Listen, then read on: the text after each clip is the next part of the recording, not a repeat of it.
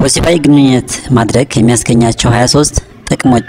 በቅርብ ጊዜ ጥናት መሰረት በሳምንት ውስጥ አንድ አሊያም 2 ጊዜ በመደበኝነት የሚደረግ ወሲባዊ ግንኙነት ለአጠቃላይ ጤናችን፣ ሰውነታችን የተለያዩ ጥቅሞች ያስገኛል። ጥቂቶቹን እነሆ። ጭንቀት ይቀንሳል። በሽታ የመከላከል አቅምን ይጨምራል። አላስፈላጊ የስብ ከሰውነታችን ይቀንሳል። የልብ ጤናን ያሻሽላል። በራስ መተማመንን ይጨምራል። ወዳጅነትን ያጠናክራል። የራስ ምታት ህመምን ይቀንሳል። የፕሮስቴት ካንሰርን ይከላከላል። የማህፀን ግድግዳ ጡንቻዎችን ያዳብራል። ወጣትነትን ያላብሳል። ቅዝቃዜ ጉንፋንን ይከላከላል። እድሜን ያራዝማል። ያለመተማመን ችግርን ለመቀነስ ይረዳል። አማላይነትን ይጨምራል። ቆዳን እንዳይሸበሸብ ያደርጋል።